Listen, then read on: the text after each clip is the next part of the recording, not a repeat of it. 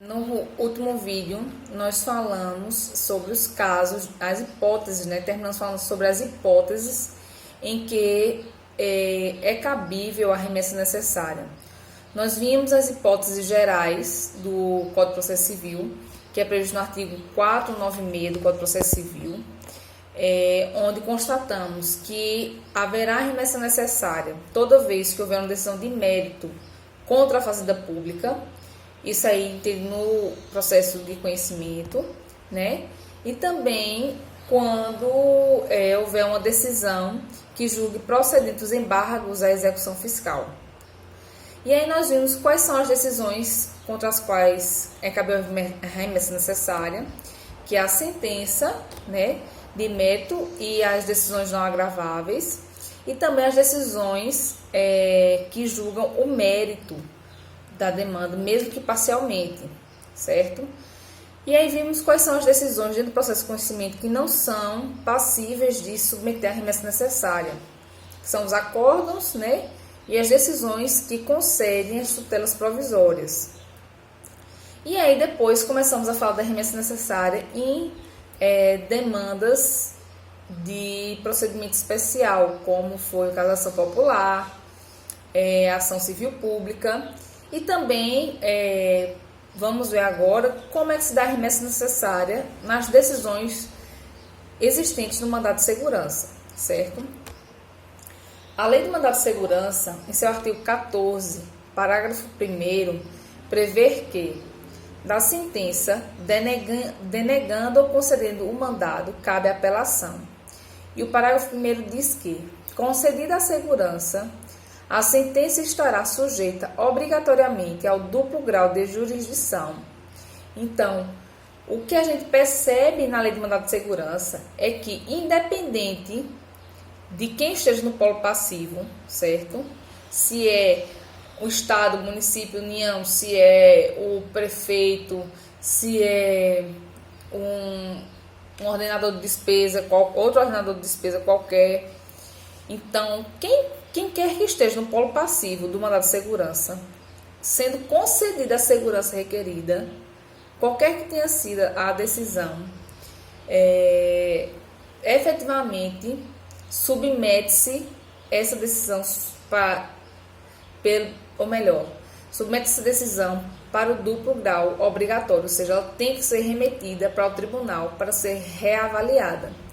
E aí existe discussão doutrinária se mesmo com essa delimitação legislativa se aplicariam, no caso do mandado de segurança, as limitações que nós vamos estudar posteriormente, que aí são os casos em que, mesmo dentro daquela perspectiva, né, de decisão contrária à Fazenda Pública, não se caberia a remessa necessária, questão de valores, questão de alguns outros pressupostos que, se presentes na decisão, realmente retiram o cabimento dessa remessa necessária.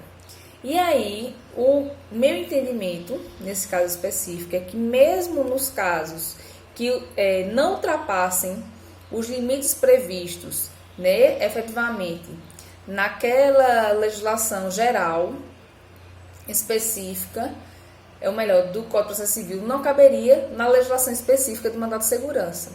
E isso a gente vai desenvolver melhor quando a gente for estudar esses casos de realmente escusa ou de retirada de remessa necessária quando formos mais à frente na matéria, certo?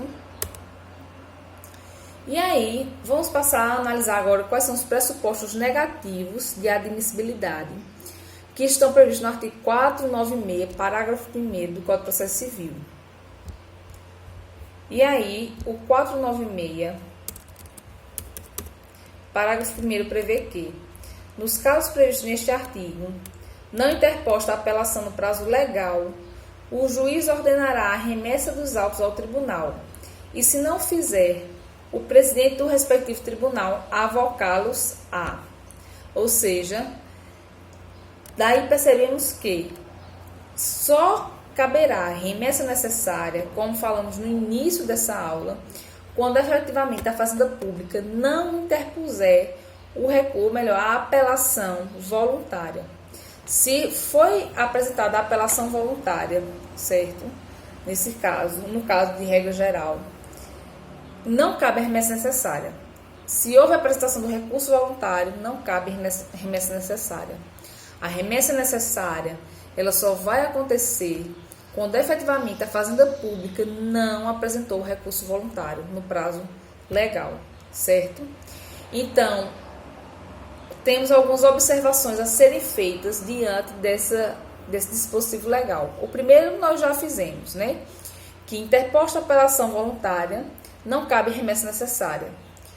A outra conclusão que podemos tirar é que, ou melhor, consideração ou consequência do que estamos conversando é que, interposta a apelação, mesmo que ela seja inadmitida por falta de algum dos requisitos, mesmo assim, não será possível fazer a remessa necessária, porque efetivamente houve a preclusão consumativa. A Fazenda Pública apresentou o recurso. Ele só não foi admitido por questões alheias à vontade da Fazenda Pública. Então, o recurso existiu, mas ele foi inadmitido. Mesmo nesses casos, não cabe a remessa necessária. Uma ressalva para a questão da intempestividade. Isso por quê? Primeiro, recurso intempestivo, né, é recurso inexistente. Então, se eu tenho 15 dias úteis para entrar com apelação e eu não entro, então o recurso inexiste. Se entrar no 16º dia útil, aquele recurso não existe para o processo, porque ele é intempestivo. Se não tiver justificativa, nem nada que respalde aquele sobreprazo, então, efetivamente, aquele recurso não existe para o processo. Essa é a primeira observação. A segunda é que existe a previsão expressa no dispositivo legal que não interposta a apelação no prazo legal. Isso quer dizer que, se houver efetivamente uma apelação, mas ela for intempestiva, cabe remessa necessária, certo? Então, só não caberá remessa necessária se a apelação for tempestiva, mesmo que ela seja inadmitida. Então, eu entrei com a apelação no prazo recursal e faltou algum outro elemento de irregularidade do recurso e efetivamente foi inadmitido meu recurso. Então, nesse caso, não cabe remessa necessária, porque efetivamente foi apresentado o recurso. Diferentemente, se a apelação foi apresentada e foi intempestiva, ou seja, fora do prazo, nesses casos, efetivamente, se terá direito, se ocorrerá a remessa necessária. Se a apelação for parcial, a remessa necessária, ela cabe do restante da decisão que for contrária à Fazenda Pública. Um exemplo, digamos que a demanda com relação ao remédio.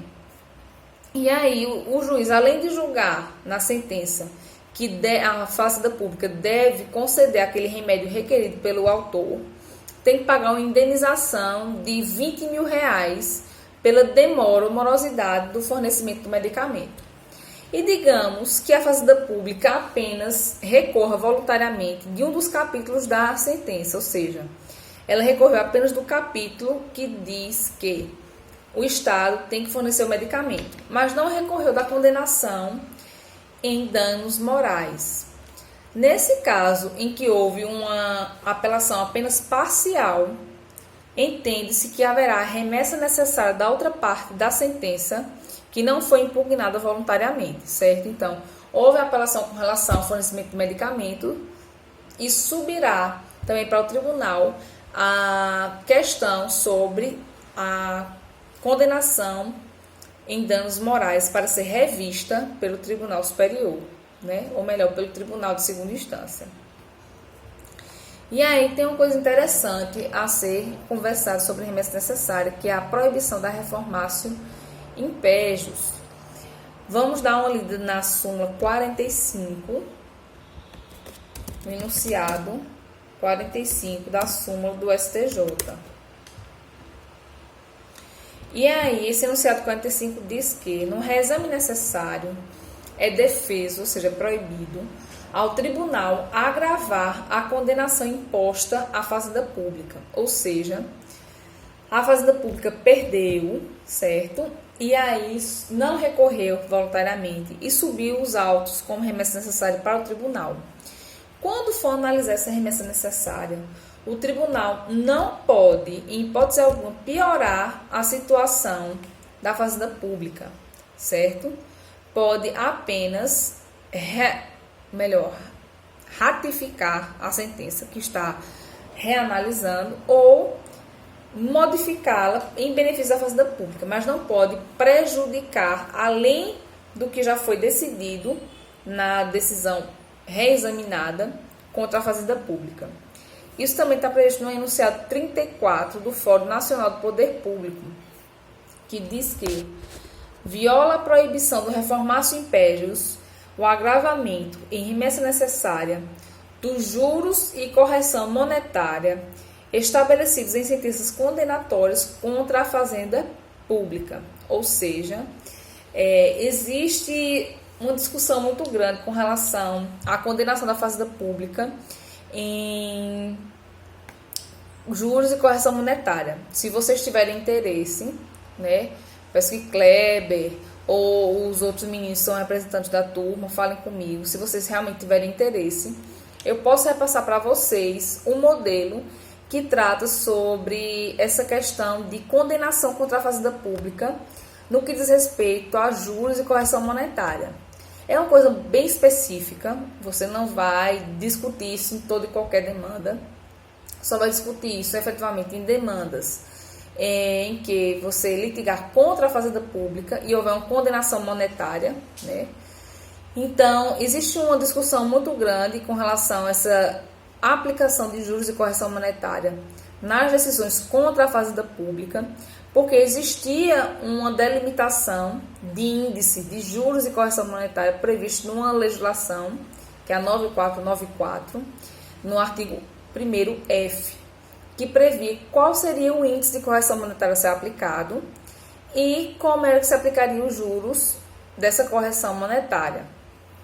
E quando os advogados começaram a perceber, as pessoas começaram a perceber, os litigantes contra a fazenda pública começaram a perceber que aquele índice de correção monetária previsto no artigo 1º F da Lei 9494, ele efetivamente estava sendo bem abaixo, tanto da taxa Selic quanto dos índices de correção monetária do mercado. Começou a se discutir se aquele índice, ele efetivamente era o correto a ser aplicado, a justiça da aplicação daquele índice de correção. E aí essa discussão foi parar no Supremo Tribunal Federal. E o Supremo Tribunal Federal, ele efetivamente julgou a inconstitucionalidade desse índice de correção, porque ele se baseava nas cadernetas de poupança e não em índices como o IPCAE, que é o índice de preços do consumo. E aí estava gerando uma condenação contra a fazenda pública que ficava defasada e desfavorável àquela pessoa que litigava contra a fazenda pública. E aí o Supremo efetivamente disse que não era justo, era inconstitucional efetivamente esse índice e determinou que fosse aplicado o índice de acordo com os índices que eram aplicados na condenação do particular, com algumas temperanças e com algumas mitigações, porque ele modulou os efeitos da decisão e aí teve uma modulação que só a partir daquela decisão é que se aplicaria esses índices de consumo para a correção monetária das decisões contrárias à fazenda pública. Mas digamos efetivamente que a sentença ela determinou um índice de correção monetária favorável à fazenda pública e desfavorável ao particular. O particular não se deu conta, né, e efetivamente não apresentou nenhum recurso contra esse índice de correção. Ele ficou satisfeito por ter ganho a demanda e não discutiu em juízo o índice de correção monetária e juros a ser aplicado à condenação. E digamos que, como foi contrário à fazenda pública, obviamente, essa decisão foi remetida obrigatoriamente ao Tribunal de Justiça para que fosse reanalisado. E aí, quando chegou no Tribunal de Justiça, ele verificou, eita, esse índice daqui está errado, porque o Supremo já entendeu que houve, como é que se diz, que não é esse índice, tem que ser outro índice, No meu entendimento, tem que ser aplicado esse índice da ENCORD pela tabela do TJ, ou índice do IPCA, ou outro índice. E aí, de acordo com esse enunciado 34, certo, do Fórum Nacional do Poder Público, não pode o tribunal, nos casos em que houver apenas a remessa necessária e a outra parte efetivamente não recorreu discutindo esse índice de correção monetária, não pode o tribunal agravar ou estabelecer índice de correção monetária e juros diferentemente do que foi estabelecido na sentença condenatória contra a Fazenda Pública, agravando a situação do poder público, certo? E aí, passada essa questão, né, dos pressupostos negativos de admissibilidade, vamos começar a ver agora as hipóteses de dispensa da remessa necessária. Em que hipóteses eu posso dispensar a remessa necessária, ou seja, não será feita a remessa necessária, mesmo incluídas naquela regra geral de decisão contrária à Fazenda Pública, né, e julgamento de embargos da execução fiscal favorável. Isso está previsto no artigo 496, parágrafo 3º do Código de Processo Civil. E aí vemos no parágrafo 3º e 4º, certo? No parágrafo 3º, nós vemos que a dispensa da remessa necessária ela se baseia em valores, no valor da condenação, certo? E não do valor da causa. O parágrafo 3º, ele prevê que não se aplica o disposto neste artigo, ou seja, não se aplica a remessa necessária, quando a condenação ou proveito econômico obtido na causa for de valor certo e líquido inferior a, ou seja, quais são as primeiras consequências que podemos tirar da leitura desse parágrafo primeiro. Se baseia aí no valor da condenação, certo? E não no valor inicialmente posto na causa. Segundo, quando a condenação for uma condenação com valor certo e líquido, o que quer dizer que as sentenças ilíquidas não entram nessa lógica de dispensa da remessa necessária, certo?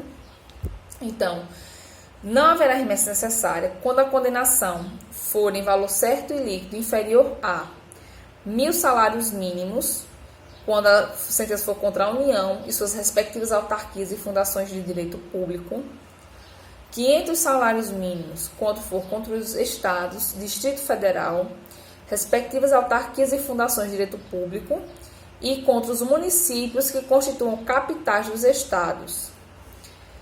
E quando a condenação for inferior a 100 salários mínimos para todos os demais municípios e suas respectivas autarquias e fundações de direito público. Fora essa dispensa prevista no parágrafo 3º, nós temos também a dispensa prevista no parágrafo 4º, que diz que também não se aplica o disposto neste artigo quando a sentença estiver fundada em súmula do Tribunal Superior, certo? Então, a sentença foi desfavorável à Fazenda Pública, mas ela se baseia na súmula do Tribunal Superior. Segundo caso, quando se basear em acórdão proferido pelo Supremo Tribunal Federal ou pelo Superior Tribunal de Justiça em julgamento de recursos repetitivos, quando a decisão que seria atacada pela remessa necessária se basear no entendimento firmado em incidente de resolução de demandas repetitivas ou de assunção de competência, que nós veremos que procedimentos são esses mais à frente, ou quando for fundado em entendimento coincidente com orientação vinculante firmada no âmbito administrativo do próprio ente público, consolidada em manifestação, parecer ou súmula administrativa, certo? Então, observar todos esses casos, não ocorrerá a remessa necessária. Nesses casos, para discutir a decisão, é preciso efetivamente que o ente público ingresse com o recurso voluntário. E no mandado de segurança? Aí é onde está aquela discussão que eu comecei com vocês quando estava tratando de mandado de segurança. Nós vimos que no mandado de segurança a previsão legal é que não caberá, ou melhor, caberá remessa necessária sempre que for concedida a segurança. Sempre que for concedida a segurança, é cabível a remessa necessária. E aí se discute, e alguns autores entendem que se deveria aplicar o artigo 496 do Código de Processo Civil, também no caso do mandado de segurança. Ou seja, esses casos de dispensa que conversamos anteriormente, tanto na questão de valores, quanto nessas questões de decisões que se baseiam em demandas repetitivas, de ação de competência, recursos repetitivos, em súmulas.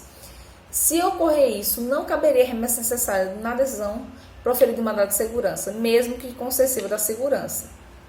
Esse não é o entendimento do Superior Tribunal de Justiça, certo? O Superior Tribunal de Justiça entende que, sendo a lei do mandado de segurança uma lei especial, ou seja, que realmente regulamenta um procedimento específico, que é o procedimento do mandado de segurança, não se lhe aplicariam as normas e regramentos gerais previstos no Código de Processo Civil. E aí, eu trouxe para vocês no slide um trecho do entendimento do STJ, que diz que o STJ entende que não se aplicam as hipóteses de dispensa previstas no Código de Processo Civil diante da especialidade da lei do mandado de segurança. Deste modo, toda decisão que considera a segurança é submetida ao reexame necessário, ou remessa necessária, independente do seu valor, independente da decisão a ser discutida, baseie-se naqueles casos de súmula, de entendimento de recursos repetitivos e etc. E também, tratando com relação ao negócio jurídico processual, o questionamento que pode surgir para vocês que já estudaram negócio jurídico processual, já analisaram o artigo 190 do Código de Processo Civil, que o que é que diz o artigo 190 do Código de Processo Civil? O artigo 190 do Código de Processo Civil, ele disciplina o negócio jurídico processual. E o que é isso? O negócio jurídico processual é aquele acordo realizado entre as partes de um processo, certo? Que podem mitigar ou derrogar algumas normativas do procedimento, agora se obedecer a alguns requisitos. E os requisitos estão previstos no próprio artigo 190. Ou seja, as partes têm que ser partes capazes e o objeto sobre o qual se está fazendo aquela concessão seja um objeto relacionado a um direito disponível, certo? Considerando essas delimitações e esses requisitos para que as partes possam efetivamente fazer esse negócio jurídico processual e derrogar algumas regras de procedimento, verifica-se que não é possível as partes derrogarem as determinações sobre remessa necessária. Por quê? Porque são previsões legais que visam garantir a proteção a direitos da fazenda pública, né, a direitos públicos coletivos, né, interesses coletivos, que quando eu digo que é interesse do poder público, é o interesse da coletividade. Então, não posso, através de um negócio jurídico processual, efetivamente criar uma hipótese de remessa necessária ou dispensar a remessa necessária além das hipóteses legalmente previstas, certo? Porque eu só posso fazer isso quando efetivamente a fazenda pública estiver numa demanda em que ela não esteja exercendo seu poder de império, mas efetivamente esteja discutindo direitos disponíveis com o particular, certo? Obviamente que a maioria dos direitos que são albergados pelo poder público são direitos indisponíveis, mas vocês já viram em direito administrativo que existem alguns contratos da administração que são contratos que tratam de temas que não são efetivamente temas públicos indisponíveis, como contratos de aluguéis e etc. E por fim, para finalizarmos essa aula sobre remessa necessária, cabe a nós falar sobre a avocação pelo tribunal do processo. E essa avocação pelo tribunal do processo está previsto no parágrafo 1º do artigo 496, quando ele diz que, nos casos previstos neste artigo, não interposta apelação no prazo legal, o juiz ordenará a remessa dos autos ao tribunal, e se não fizer, o presidente do respectivo tribunal avocá-los-á, ou seja, existe a obrigação no caso do juiz que proferiu a decisão, que vai ser revista, de remeter esses autos para o tribunal. Mas se não for feita essa remessa, o tribunal, observando isso, né, e às vezes sendo até notificado disso por uma petição do interessado, ele avoca aquele processo para que possa ocorrer efetivamente o reexame necessário. Porque somente com esse reexame pelo tribunal é que efetivamente a decisão contra a Fazenda Pública proferirá efeitos, certo? Espero que vocês tenham compreendido o que é a remessa necessária, seus requisitos, suas hipóteses de dispensa, certo? E qualquer dúvida, vocês entrem em contato comigo pelo e-mail, tá bom? Nós vamos conversar também nos próximos vídeos sobre a querela nulitatis, tá certo?